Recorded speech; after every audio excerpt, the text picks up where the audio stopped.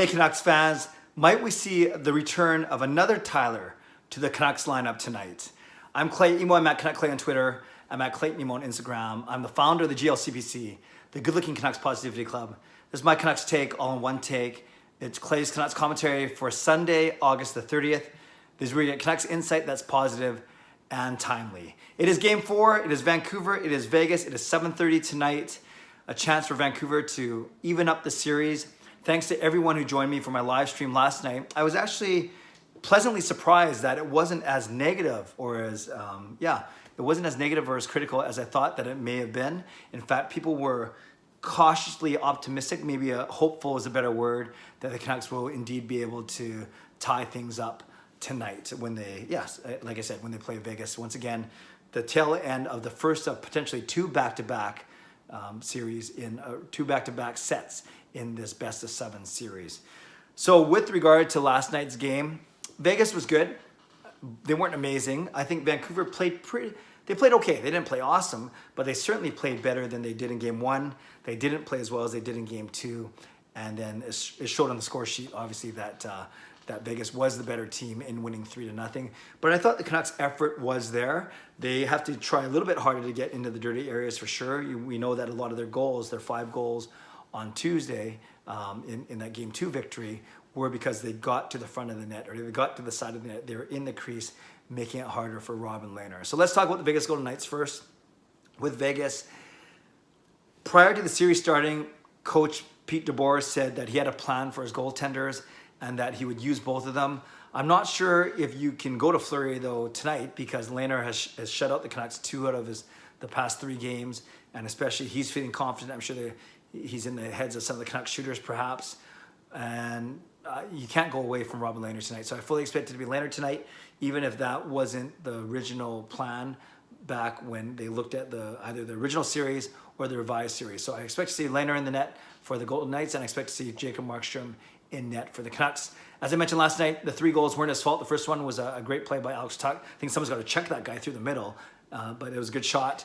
Then the second goal, he was screened. Markstrom was screened by Tanev on that broken play.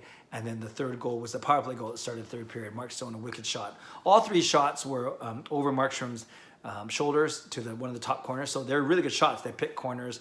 And obviously they've realized that generally to beat Markstrom, you got to beat him up high, as opposed to you can't go through him. And it's hard to go to either side or underneath them. So at least last night, the Vegas Golden Knights shooters were shooting high on the Vancouver Canucks goaltender. With respect to the Canucks, like I said, I expect Markstrom to play. So the changes that we may see, the biggest change, could be Tyler Myers coming back in on the blue line. And we remember, the Canucks have never been behind this deep into a series. They lost Game 1 against Minnesota, but then they rattled off 3 straight wins. And then against St. Louis, the Canucks won the first 2. Then the Blues won Games 3 and 4, and the Canucks won the next 2. So they've never been behind going into Game 4 until now. We remember the boost that Tyler Toffoli gave the Canucks in game number 2, helping them tie the series with a 5-2 victory, 3 points for Toffoli, immediate impact. Perhaps another Tyler Myers, can have the same impact on the Canucks in game number 4 to once again help them even up this series against Vegas. If Myers comes in, remember he's been out since the start, basically since the start of near the start of the St. Louis series after he got checked into the boards, a shoulder injury. If he comes in, it will either be Ben or Fantenberg that comes out. My guess is that it would be Jordy Ben, actually. Fantenberg and Ben have equivalent stats, but Fantenberg has played all 12 games, whereas Ben has played only 7. Ben, of course, was late after the birth of his child, and it was good that he came when he did, because that was basically when Myers got hurt. However, with Myers coming back, you could probably go to the same 6 defensemen that you started the postseason with and that racked up a lot of wins. And that would be, of course, Hughes and Tanev, Edler, Stetcher, and then Myers and Fantenberg. Or whether you put Myers back with Edler, Fantenberg, and Stetcher. Regardless, I guess it'll be Fantenberg as a natural left shot defenseman and then Myers on the right. Jordy Ben can play left and right. He's played the left side. He started the season on the left side as the 6th defenseman. Then he moved over to the right when the Canucks had some injury issues on the right side. And he has played on the right ever since he's come back because Fantenberg is on the left. So naturally, Fantenberg would be the guy to stay, and then Ben would be the odd man out. But we'll see. That's only if Tyler Myers does play. But I'm hopeful because Rick Dollywall was the one who tweeted about it this morning that Myers would be skating at the game day skate. And Rick Dollywall was also one of the people talking about Tyler Toffoli skating last Tuesday. And then, of course, Toffoli played and helped the Canucks win. So I'm hoping for another Tyler resurrection today for tonight's game for the Vancouver Canucks. When it comes to up front, there's a few things they could do. Travis Green did reunite the Lotto line for portions of the third period. Third period is always tough to gauge though, because he's adjusting on the fly and he's shortening his bench to a 3-line team from a 4-line team. And of course, you got a guy like Anton Roussel who misses half of the third period because he's in the penalty box with a misconduct. So there are a lot of factors at play, but I would not be surprised to see Travis Green go back to the Lotto line to shake things up. So look for Besser and Miller to flank Pettersson. And then finally, we would get a solid look at a Horvat Toffoli Pearson line. It's interesting. Just when we thought that was going to happen for these postseason, Travis Green actually went with a Horvat Besser Miller line and then a Pettersson Toffoli Pearson. So perhaps it'll be Horvat playing with Toffoli and Pearson, and then the Lotto line reunited once again, Pettersson, Miller, and Besser. Third line, you could bring in Zach McEwen. Who would you bring him in for? Would it be one of Adam Gaudette or Anton Roussel? I don't think you'd take out Sutter, Beagle, or Mott as your 3 main penalty killers. And Virtanen's being noticeable, at least. If he's not on the score sheet, at least he's being noticeable. So you bring in Zach McEwen. Do you bring him in for Gaudette and put Sutter in the middle?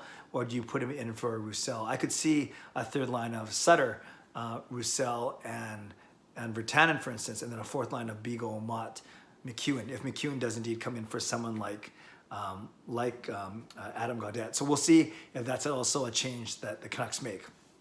Lastly, I was looking at some of the team stats for the NHL, not the individual stats, but for the team stats and in some key categories. And it may or may not surprise you to hear that the Vancouver Canucks are either in the middle or the bottom of most of these categories as a team. So remember, these are the 8 teams that are left: Vancouver, Vegas, Dallas, Colorado, New York Islanders, Philadelphia, Tampa Bay, and Boston. When it comes to goals for, the Canucks are right in the middle. They're 5th out of 8. When it comes to goals against per game, they're near the bottom. They're 6th out of 8. When it comes to power play, this is good. They're 2nd of the 8 teams remaining. I think it's only Vegas that's ahead of them. But when it comes to penalty kill, they're back in the middle. They're 5th out of the 8 teams. Then when it comes to shots for and against, no surprise. This is where we're struggling a little bit, given that we seem to get outshot every game.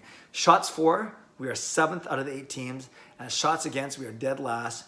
We are 8th out of the 8 teams. But face-offs, no surprise here, given the strength of Horvat, Miller, Beagle, and Sutter. We are the best team of the 8 remaining teams when it comes to the face-off dot. So I just thought I'd throw those out to you, just something to keep in mind as we watch these games, how we need our power play. We need what our strengths are to continue to be strengths. That's face-off, and we got to get some goals on the power play, as I spoke about last night. It was really a real shame we went 0 for 5, including almost a minute and a half long 5-on-3. So some things to watch for tonight. The biggest thing will be, will Tyler Myers return to the lineup? Like I said, he'll likely come in for Ben or Fantenberg, but likely Ben. But that would be a good boost for the Vancouver Canucks.